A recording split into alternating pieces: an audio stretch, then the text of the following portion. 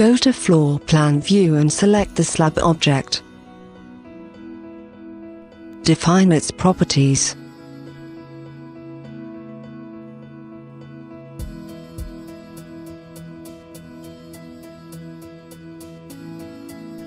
Click inside an area delimited by structural elements. Trace the floor deck's spanning direction.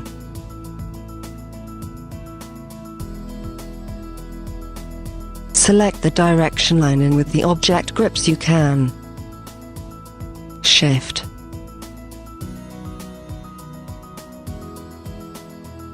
change the floor deck's orientation, or extend the spanning direction line to insert multiple floor decks.